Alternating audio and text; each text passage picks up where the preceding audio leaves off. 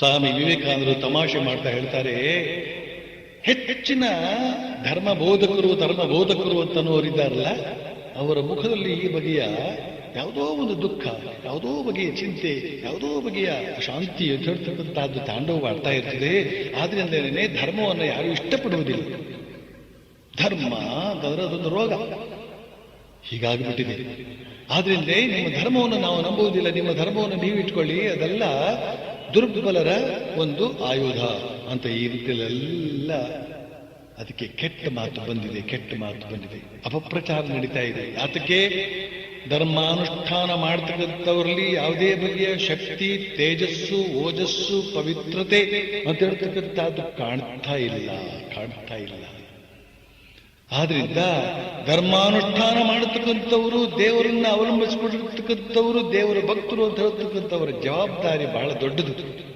ನಾನು ಇಂತಹ ದೇವರನ್ನು ಪ್ರತಿನಿಧಿಸುತ್ತಿದ್ದೇನೆ, ನಾನು ಇಂತಹ ದೇವರ ಹೆಸರನ್ನು ಹೇಳ್ತಿದ್ದೇನೆ, ಆ ದೇವರಿಗೆ ಅವಮಾನವಾಗುವಂತೆ ನನ್ನ ವ್ಯಕ್ತಿತ್ವ ಇರಬಾರದು, ಆ ದೇವರಿಗೆ ಅವಮಾನವಾಗುವಂತೆ ನನ್ನ ನಡವಳಿಕೆ ಇರಬಾರದು ಅಂತನ್ನುವ ಜವಾಬ್ದಾರಿ ಭಕ್ತನ ಮೇಲೆ ಇರ್ತದೆ.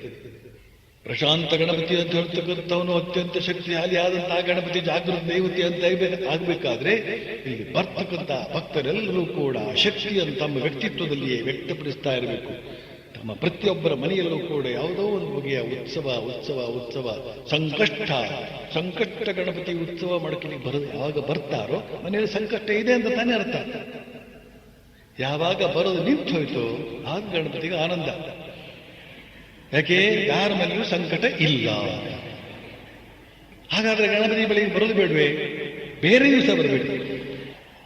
ಸಂಕಷ್ಟ ಚತುರ್ಥಿ ದಿವಸ ಮಾತ್ರವೇ ಯಾವಾಗ ಬಂದ್ರು ಗಣೇಶನಿಗೆ ಬಹಳ ದುಃಖ, ಅಯ್ಯೋ ನನ್ನನ್ನು ನಂಬಿಯೂ ಕೂಡ ನಿನ್ನ ಸಂಕಟ ಇನ್ನು ಹೋಗ್ಲಿಲ್ವೇ, ಆಗ್ಲಿ ಅಂತ ಆಶೀರ್ವಾದ.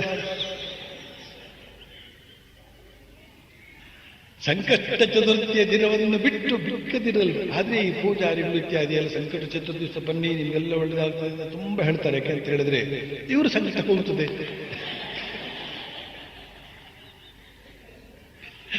ಉಪಾಯಾಂತರಗಳಿಂದ ಪ್ರಯೋಜನವನ್ನು ಪಡಿತಾರೆಯೇ ಹೊರತು ಪರಮಾತ್ಮನಲ್ಲೇ ನೇರವಾಗಿ ಪ್ರಯೋಜನ ಪಡೆತಕ್ಕಂಥವ್ರು ಎಷ್ಟು ಜನ ಇದ್ದಾರೆ. ಸತ್ಪುರುಷರು ಇಂತಹ ಅದ್ಭುತವಾದಂತಹ ಸತ್ಯಗಳನ್ನು ತಿಳಿಸಿಕೊಡ್ತಾರೆ. ಪ್ರಪಂಚದ ಎಲ್ಲ ಇತರ ವಿಚಾರಗಳನ್ನ ಬದಿಗೊತ್ತಿ ಅವುಗಳಿಗೆ ಪ್ರಾಮುಖ್ಯತೆಯನ್ನು ಕೊಡದೆ ಪರಮಾತ್ಮನಲ್ಲಿ ಅನುರಾಗವನ್ನು ತಾಳುವಂತೆ ಅವರು ಹೇಳಿಕೊಡ್ತಾರೆ. ಪರಮಾತ್ಮನಲ್ಲಿ ನಾವು ಅನುರಾಗವನ್ನು ತಾಳ್ಬೇಕು. ಪ್ರೀತಿ ವಿಶ್ವಾಸ ಅಂತ ಹೇಳ್ತಕ್ಕಂಥದ್ದು ನಮಗೆ ಎಷ್ಟು ಸಂತೋಷ ಕೊಡ್ತದೆ. ನಮ್ಮನ್ನು ಯಾರಾದರೂ ಪ್ರೀತಿಯಿಂದ ಕಂಡುಕೊಂಡ್ರೆ, ನಮ್ಮನ್ನು ಯಾರಾದರೂ ನಮ್ಮ ಜೊತೆ ಪ್ರೀತಿಯಿಂದ ವ್ಯವಹರಿಸಿದ್ರೆ ನಮ್ಗೆ ಎಷ್ಟು ಸಂತೋಷ ಆಗ್ತದೆ.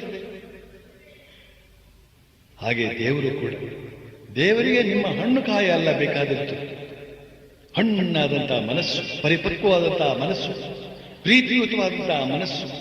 ಇಂಥದ್ದನ್ನೆಲ್ಲ ಸತ್ಪುರುಷರು ನಿಮಗೆ ಹೇಳಿಕೊಡ್ತಾರೆ. ನಾವು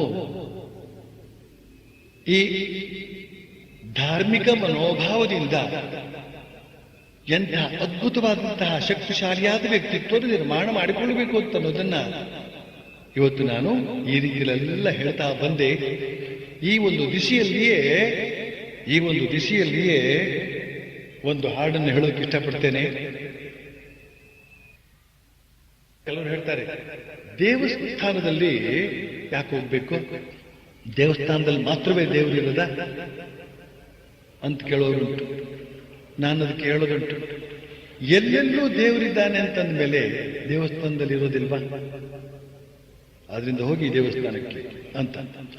ದೇವಸ್ಥಾನ ಅಂತ ಹೇಳ್ತಕ್ಕಂಥದ್ದು ಪರಮಾದ್ಭುತವಾದಂತಹ ಒಂದು ಧಾರ್ಮಿಕ ಕೇಂದ್ರ, ಆಧ್ಯಾತ್ಮಿಕ ಕೇಂದ್ರ. ಎಲ್ಲ ಜನರು ತಮ್ಮ ಶ್ರದ್ಧೆಯನ್ನೆಲ್ಲ ಅಲ್ಲಿ ಸುರಿದಿರುತ್ತಾರೆ. ನಮ್ಮ ಗಣೇಶ ಕಾಪಾಡ್ತಾನೆ ಅಂತ ಹೇಳ್ತಕ್ಕಂಥ ದೃಷ್ಟಿಯಿಂದ ಎಲ್ಲರೂ ಬಂದು ನಮಸ್ಕಾರ ಮಾಡಿ ಶ್ರದ್ಧೆಯನ್ನ ಅಲ್ಲಿ ಸುರಿದು ತನ್ನ ಮೂಲಕ ಆ ಗಣೇಶ ಅಂತ ಹೇಳ್ತಕ್ಕಂಥದ್ದು ಪ್ರವರ್ಧಮಾನಕ್ಕೆ ಬರ್ತಾನೆ. ಯಾವತ್ತಿನ ದಿವಸ ನೀವು ಗಣೇಶನನ್ನು ಪ್ರತಿಷ್ಠಾಪನೆ ಮಾಡಿದ್ದೀರೋ ಅವತ್ತೇ ಅವನ ಜನ್ಮದಿನ. ಮರುದಿನ 1ನೇ ದಿನ, 2ನೇ ದಿನ, 1 ವರ್ಷದ ಅಂಬೆಗಾಲಿಡ್ತಕ್ಕಂಥ ಗಣೇಶ, 2 ವರ್ಷದ ಹುಡುಗ, 3 ವರ್ಷದ ಹುಡುಗ, ಹಾಗೆ ಬೆಳೆದು ಪ್ರೌಢನಾದಂಥ ಹುಡುಗ, ಕೊನೆಯಲ್ಲಿ ಒಂದು ದಿವಸ ಜೀರ್ಣ. ಎಷ್ಟೋ ದೇವಸ್ಥಾನೆಲ್ಲ ಜೀರ್ಣ ಆಗ್ತಾ ಇರುತ್ತೋ ಇಲ್ವೋ, ಆಮೇಲೆ ಯಾರೋ ಬಂದು ಜೀರ್ಣೋದ್ಧಾರ ಮಾಡ್ತಾರೆ, ಆ ವಿಚಾರ ಬೇರೆ. ಆದ್ರೆ ನಮ್ಮ ಶ್ರದ್ಧೆ ಅಂತ ಹೇಳ್ತಕ್ಕಂಥದ್ದು, ನಮ್ಮ ಪೂಜೆ ಅಂತ ಹೇಳ್ತಕ್ಕಂಥದ್ದು, ನಮ್ಮ ಅರ್ಚನೆ ಅಂತ ಹೇಳ್ತಕ್ಕಂಥದ್ದು, ನಮ್ಮ ಬಗೆ ಬಗೆಯ ಭಾವಗಳು ಅಂತ ಹೇಳ್ತಕ್ಕಂಥದ್ದು ಆ ಪರಮಾತ್ಮನ ಸನ್ನಿಧಿಯನ್ನ ಜಾಗೃತಗೊಳಿಸ್ತದೆ. ಅಂತಹ ದೇವಸ್ಥಾನಕ್ಕೆ ಹೋಗಿ ಮತ್ತಷ್ಟು ಹೆಚ್ಚಿನ ಪ್ರಯೋಜನವನ್ನು ಪಡೆಯಬಹುದು. ಅದೇ ಶ್ರದ್ಧೆಯನ್ನು ನಾವು ಬಲಪಡಿಸಿಕೊಳ್ಳಬಹುದು. ಈ ಕಾರಣದಿಂದಲೇ ಸಾಧು ಸಂತರು ಹೇಳ್ತಾರೆ, ಎಲ್ಲಿ ಅರಸುವೆ ನೀನು ಓ ನನ್ನ ಕಿಂಕರನೆ, ನಿನ್ನ ಬಳಿಯೇ ನಾನು ವಾಸಿಸಿರುವೆ. ಸ್ವಯಂ ಪರಮಾತ್ಮನೇ ಹೇಳ್ತಾ ಇದ್ದಾನೆ, ನಾನು ನಿನ್ನ ಬಳಿಯೇ ವಾಸವಾಗಿದ್ದೇನೆ ಅಂತ.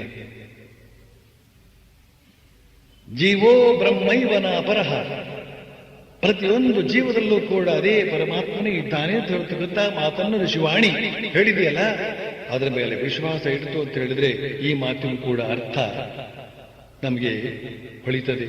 ಹೌದು, ನಮ್ಮ ಒಳಗಡೆಯೇ ಇದ್ದಾನೆ. ಒಳಗಡೆ ಇರತಕ್ಕಂಥ ಪರಮಾತ್ಮನನ್ನು ನಾವು ಎಷ್ಟು ಆದರಿಸಿದ್ದೇವೆ, ಎಷ್ಟು ಗೌರವಿಸಿದ್ದೇವೆ, ಎಷ್ಟು ಪ್ರೀತಿಸಿದ್ದೇವೆ, ಇದು ಬಹಳ ಮುಖ್ಯವಾದಂಥ ಅಂಶ. ಹೇಗೆ ದೇವಸ್ಥಾನದಲ್ಲಿರ್ತಕ್ಕಂಥ ದೇವರನ್ನು ನಾವು ನಮ್ಮ ಶ್ರದ್ಧಾಭಕ್ತಿಯಿಂದ ಜಾಗೃತಗೊಳಿಸ್ತೇವೋ, ಹಾಗೆ ನಮ್ಮ ಅಂತರಂಗದ ಒಳಗಡೆಯೇ ಇರ್ತಕ್ಕಂಥ ದೇವರನ್ನು ಕೂಡ ಜಾಗೃತಗೊಳಿಸಬೇಕು. ಧ್ಯಾನದ ಮೂಲಕ, ಪೂಜೆಯ ಮೂಲಕ, ಪಾರಾಯಣದ ಮೂಲಕ, ಭಾವಿಸುವುದರ ಮೂಲಕ. ಧ್ಯಾನ ಮಾಡು ಆದರೆ ಭಾವಿಸು, ಪೂಜೆ ಮಾಡು ಆದರೆ ಭಾವಿಸು, ಜಪ ಮಾಡು ಆದರೆ ಭಾವಿಸು, ಪಾರಾಯಣ ಮಾಡು ಆದರೆ ಭಾವಿಸು.